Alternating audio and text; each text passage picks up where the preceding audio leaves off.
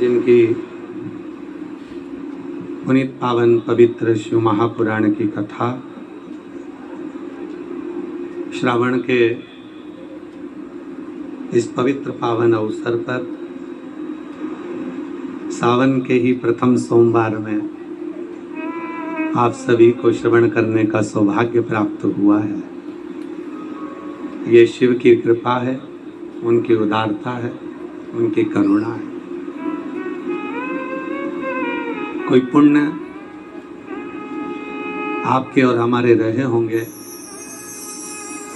जो बाबा देवादिदेव महादेव की कृपा से श्रावण के महीने में, और वो भी सावन के प्रथम सोमवार से,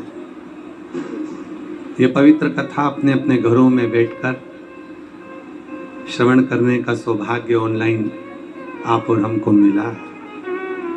और तेरी कृपा बिना ना हिले एक भी अणु लेते हैं सांस तेरी, नहीं ठीक है, से तनु तनु बखान क्या करूं मैं राखों के ढेर का, चपटी भभूत में खजाना कुबेर का, हे गंगाधार मुक्ति द्वार ओंकार तू, भोले ओंकार तू, आयु शरण तिहारी शंभु तार तार तू।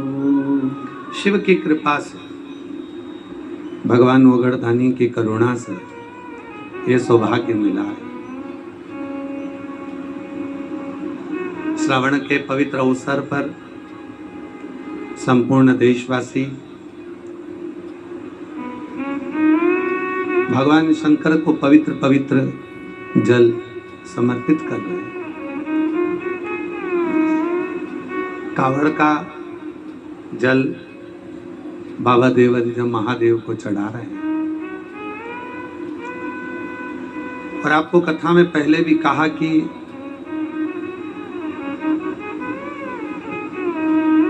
पूरे वर्ष एक लोटा जल देवादिदेव महादेव को चढ़ता है, पर श्रावण का महीना एक ऐसा महीना है जिसमें हमारे घर में सुख संपदा, वैभव, लक्ष्मी, वंश वृद्धि और मंगल कार्य के लिए, शुभ कार्य के लिए बाबा देवादिदेव महादेव को 2 लोटा जल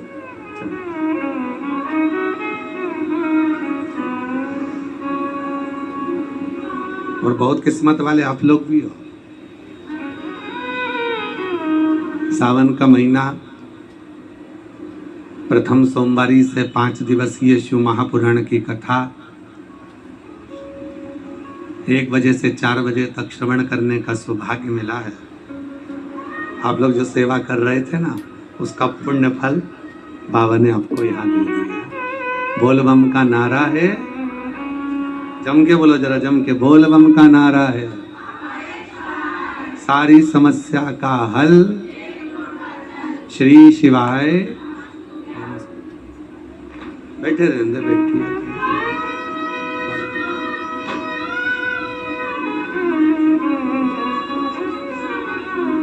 शिव कृपा से, शंकर की करुणा से श्रावण का महीना है और बाबा की संपूर्ण भारत देश में, संपूर्ण पृथ्वी पर कावड़ चल रही है। और इस कथा का नाम भी श्री शिव कावड़ 5 दिवसीय शिव महापुराण की कथा। खोल दो उसको, चले जाओ। शिव कावड़ शिव महापुराण की कथा है। कावड़ के क्या नियम होते हैं, कावड़ का जल भगवान शंकर को कैसे चढ़ाना चाहिए, कैसे भगवान शिव की आराधना साधना करना चाहिए, ये सभी कथा के माध्यम से आप और हम श्रवण करें। पर उसमें भी मूल है भगवान शंकर की अविरल भक्ति, भगवान शिव के प्रति हमारा विश्वास, भगवान शंकर के प्रति हमारा समर्पण, भगवान शंकर के प्रति हमारा जो भाव होगा, उस भाव से ही तो शिव तत्व की प्राप्ति होगी। भगवान शंकर तभी तो मिलेगा।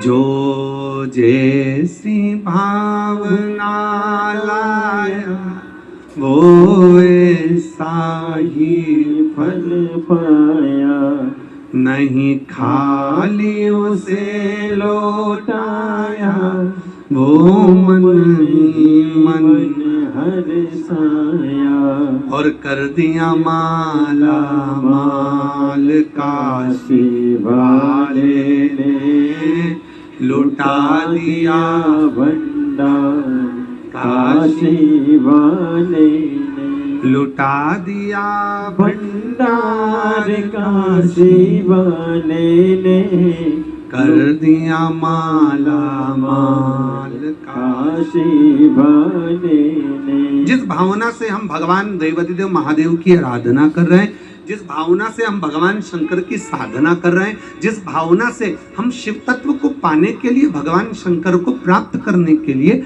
शिव को कावड़ चढ़ा रहे हैं, वो हमारा भाव बस शुद्ध हो। एक बड़ा सुंदर सा प्रसंग है महाराज, उस प्रसंग से कावड़ शिव महापुराण की कथा को हम प्रारंभ करें। उस प्रसंग में वर्णन आता है,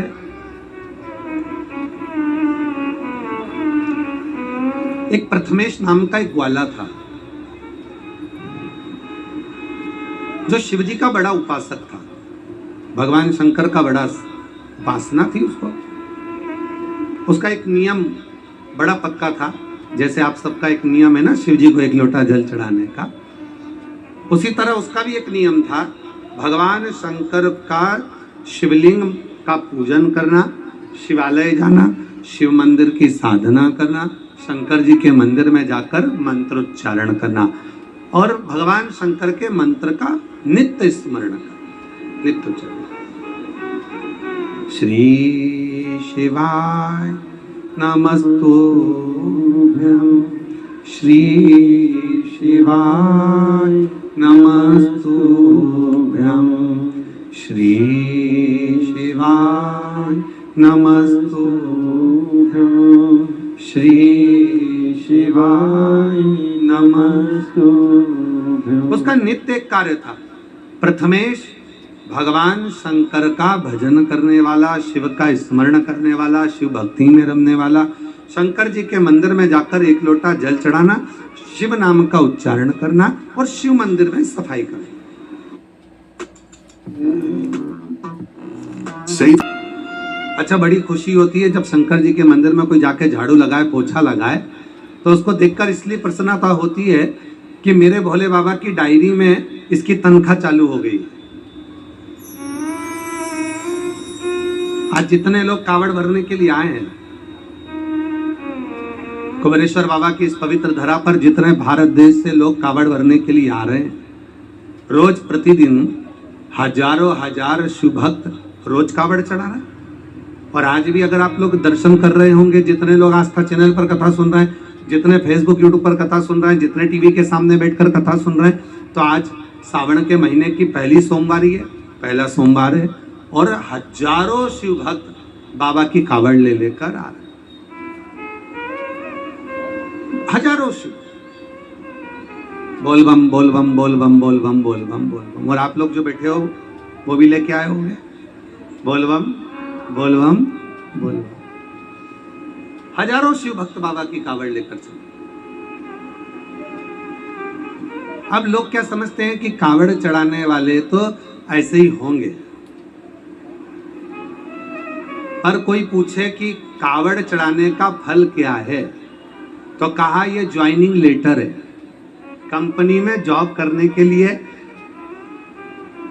सरकार में जॉब करना है या कंपनी में जॉब करना है, किसी बैंक में जॉब करना है, हॉस्पिटल में जॉब करना है या किसी बिल्डिंग में जॉब करना है, कहीं पर भी आप जॉब कर रहे हैं, नौकरी कर रहे हैं, तो उसका ज्वाइनिंग लेटर कहाँ से मिलेगा? तो कहा अगर किसी कंपनी में आप जॉब कर रहे हैं तो उसका ज्वाइनिंग लेटर आपको सावन के महीने से जो 2 लोटा जल आप शिव जी को चढ़ाते हो, बस वो 2 लोटा जल से आपका ज्वाइनिंग लेटर मिल जाता है। इसके बाद तनख्वाह देना मेरा भोले बाबा चालू कर देता है।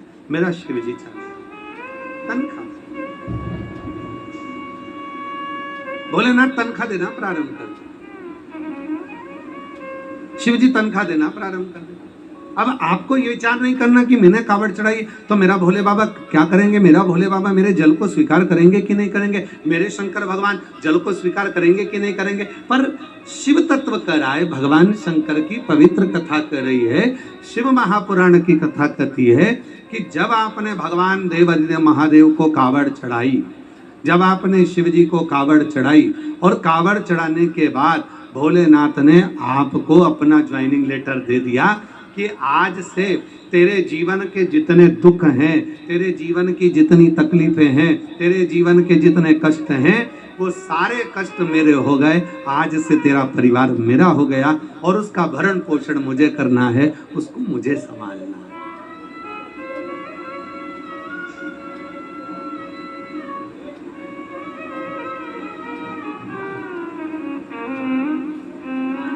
हम तो बाबा के भरोसे चलते हैं, हम तो बाबा के भरोसे चलते हैं। ये दुनिया वाले चलते हैं, ये दुनिया वाले जलते हैं।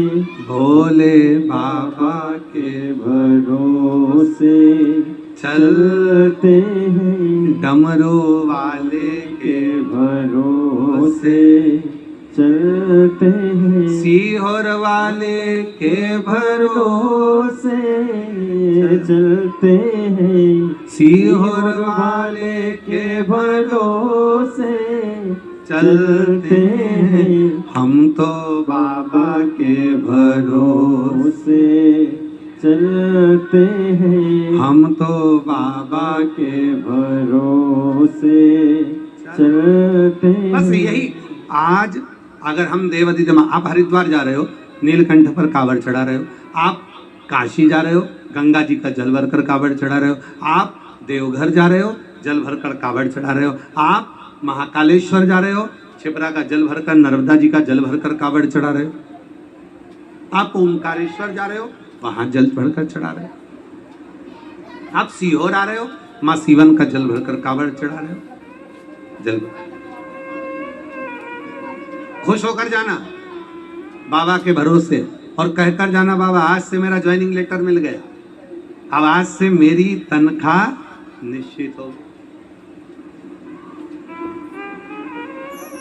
और नौकरी पक्की करो भोले जी, मेरी नौकरी पक्की करो, और पक्की के साथ में तनख्वाह की नक्की करो भोले जी, मेरी नौकरी पक्की करो। साथ में बाबा से ये भी प्रार्थना करना कि अब मेरी तनख्वाह नक्की कर दीजिए, अब मुझे कोई टेंशन ना हो, मेरे जीवन का सारा दुख, मेरे जीवन की सारी तकलीफें, मेरे जीवन का सारा कष्ट, मेरे जीवन की सारी परेशानियां सब आपकी, अब हमारा कुछ भी नहीं है। आज से जिस कंपनी में हम जॉब करते हैं, जिस कंपनी में हम नौकरी करते हैं, उस कंपनी में ही संपूर्णता रहती है कि आपकी अब जवाबदारी हमारी है, अब हमारी।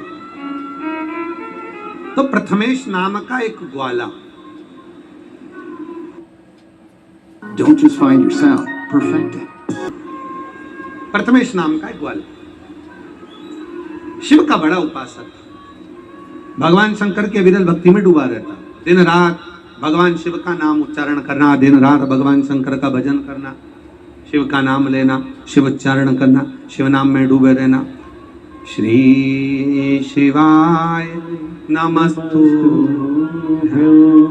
श्री शिवाय नमस्तुभ्यं, श्री शिवाय नमस्तुभ्यं, श्री शिवाय नमस्तुभ्यं। शिव नाम के उच्चारण में डूबा रहता, शंकर के मंदिर में झाड़ू लगाता, पोछा लगाता, शिव जी को लोटा भर के जल चढ़ाता और शंकर भगवान के नाम का उच्चारण कर कर शिव भक्ति में रमा।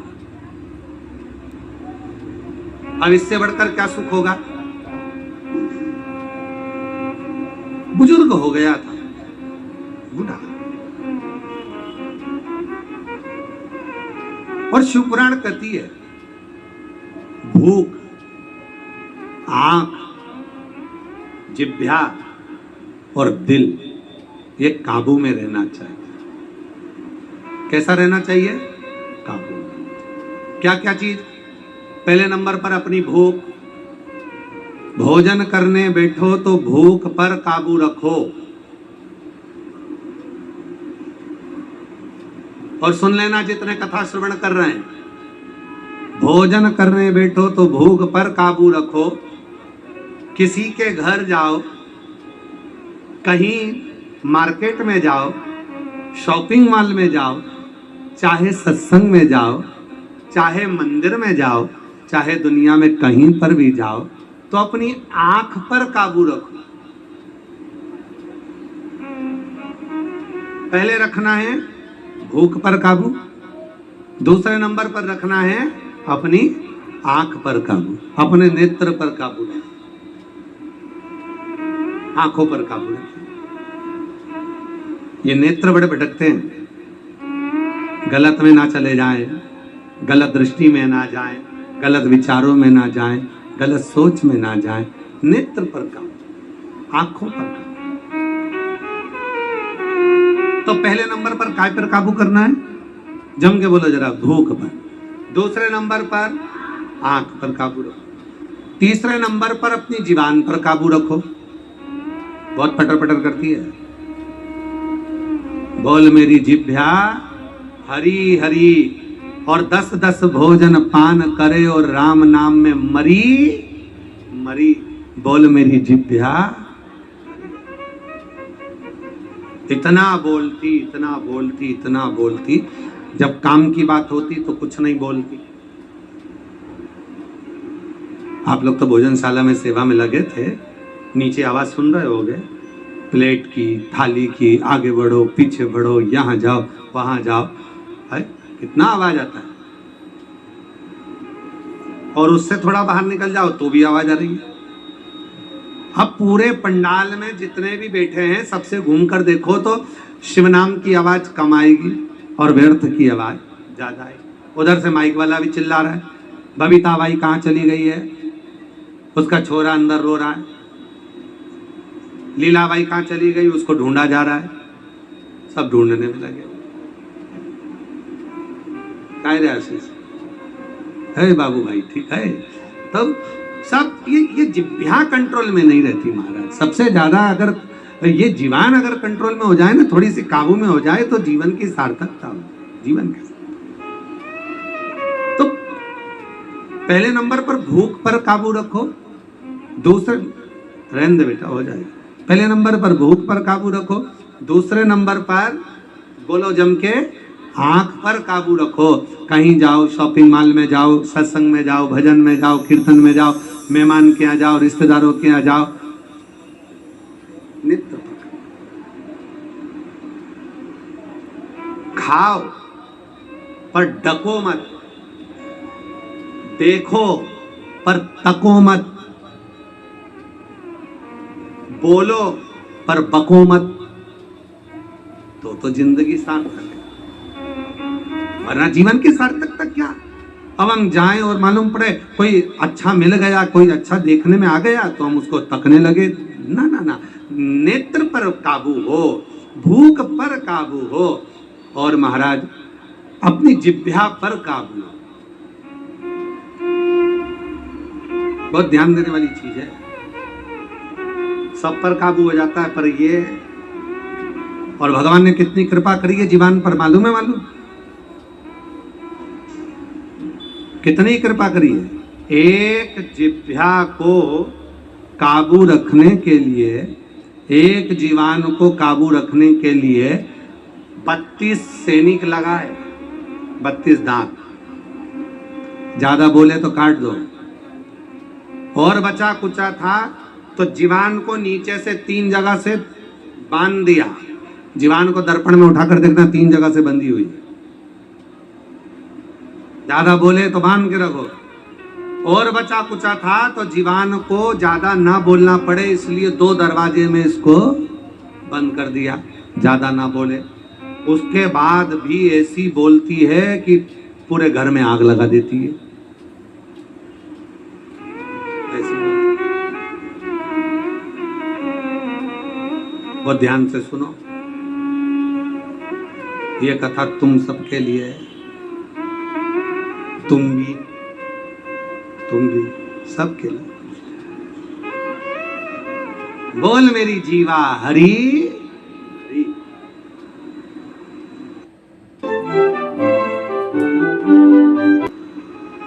और भजन का नंबर आ जाए तो मरी। बोल मेरी जीवा हरि। अभी भी नहीं बोल रही, अभी बोलो तो। बोल मेरी जीवा हरि हरि। अब वो कहाँ हरि हरि? जिभ्या को तो कहा भूख पर काबू हो, आंख पर काबू हो, जिभ्या पर काबू हो। और चौथे नंबर पर कहा कि अपने हृदय पर, दिल पर काबू हो। जब भजन करने बैठो, कथा सुनने के लिए बैठो, तब अपने दिल पर, अपने मन पर काबू होना चाहिए। मालूम पड़ा बैठे तो कथा में हो और मन लग रहा है मैं आके बैठ गई, वो ना जाने कहाँ घूम रही होगी। अपना चित्त लग रहा, मन नहीं लग रहा।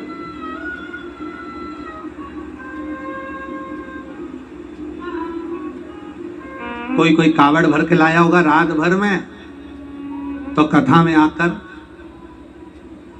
धीरे धीरे झपकी भी आ गई। दिल काबू नहीं है, मन काबू नहीं है।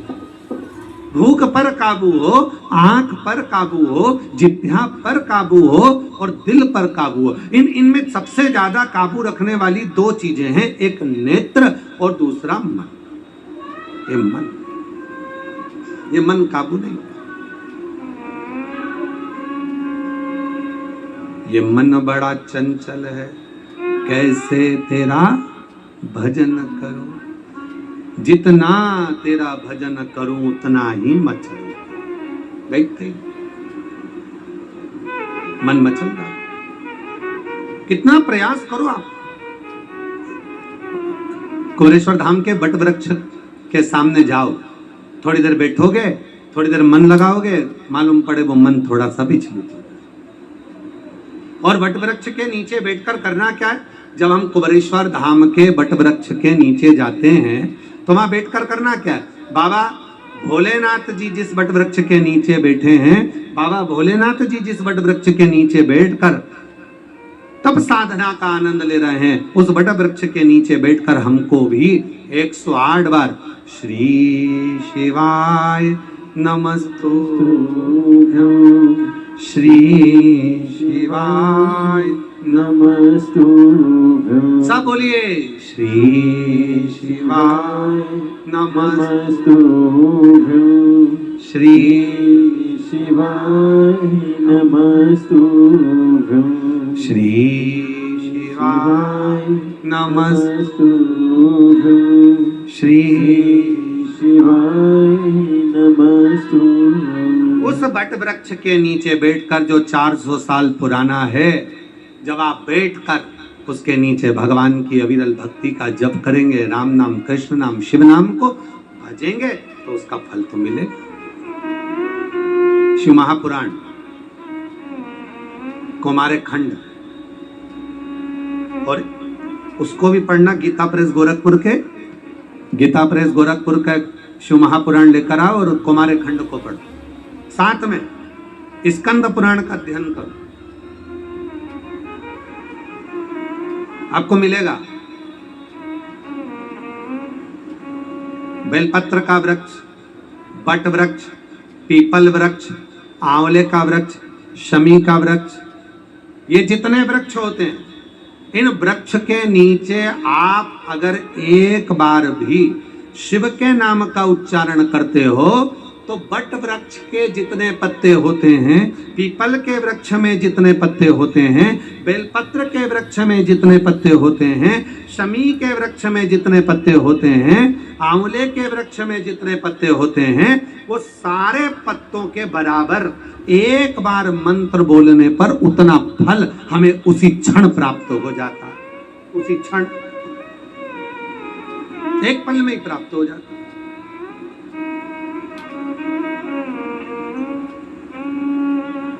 अब आप लोग पीपल के वृक्ष के नीचे बैठकर अगर भगवान का भजन कर रहे हो, बट वृक्ष के नीचे बैठकर भगवान का भजन कर रहे हो, राम नाम कृष्ण नाम शिव नाम जप रहे हो, या आंवले के वृक्ष के नीचे बैठकर भगवान का भजन कर रहे हो, या आप बेलपत्री के वृक्ष के नीचे बैठकर भगवान का भजन कर रहे हो, जितना आप बोल रहे हो, जितना बोल, एक बार भी अगर आपके मुख से नाम निकला है, वो बट वृक्ष के पत्ते जितने हैं, जितने पत्ते लगे उतना फल एक क्षण में हमें प्राप्त हो जाए, एक क्षण में प्राप्त।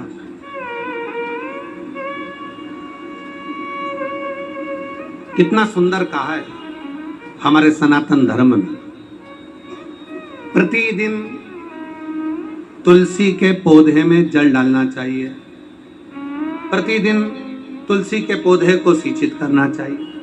क्यों?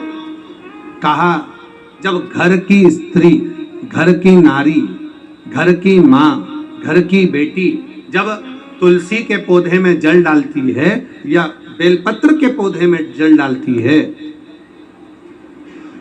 केवल एक जनी को उसका फल नहीं मिल रहा है, वो जल डालने के बाद, तुलसी के पौधे में जल डालने के बाद, बेलपत्र के पौधे में जल डालने के बाद, बट वृक्ष में जल डालने के बाद, पीपल वृक्ष में जल डालने के बाद, या आंवले के वृक्ष में जल डालने के बाद, जब वो अपने घर जाती है, उस वृक्ष की पत्तियों का जितना समूह होता है, उसका जो कृपा होती है, वो घर में प्रवेश करती है और हमारे जीवन को सफलता देती है। बोल बम का नारा है सारी समस्या का हल, श्री शिवाय। वो जल हमें फल देने लगता। आप लोग डालते हो पक्का? तुलसी में, बेलपत्र में शिव जी को, हाँ लखनऊ वाले चढ़ाते हो शिव, एक लोटा जल चढ़ा शिव। अब प्रथमेश ग्वाले का जो नियम था, शिवालय में झाड़ू लगाना, शिवालय में पोछा लगाना, शिवालय में भगवान शंकर की साधना, मंत्र का उच्चारण, शिव नाम का उच्चारण, भगवान शंकर के मंत्र का उच्चारण, भगवान शंकर के नाम का उच्चारण, भगवान शंकर के कीर्तन का उच्चारण नित्य प्रति। शंभु शरणे पड़ी मांगू घड़ी रे घड़ी, दुख काटो दया करी दर्शनिया पो। भोलेनाथ सुनो मेरी अर्जी सुनो, त्रिपुरारी आया आया मैं शरण तुम्हारी। भोलेनाथ सुनो मेरी अर्जी सुनो, त्रिपुरारी आया आया मैं शरण तुम्हारी। रोग कष्टों ने मुझको घेरा, हे सहारा मुझे नाथ तेरा। रोग कष्टों ने मुझको घेरा, हे सहारा मुझे नाथ तेरा। मैं पुकारूं तुझे तो बचा ले मुझे, त्रिपुरारी आया आया मैं शरण तुम्हारे। बोलो भोलेनाथ सुनो मेरी अर्जी सुनो त्रिपुरारी। आया आया मैं शरण तुम्हारी। भोलेनाथ सुनो मेरी अर्जी सुनो त्रिपुरारी। आया आया मैं शरण तुम्हारी।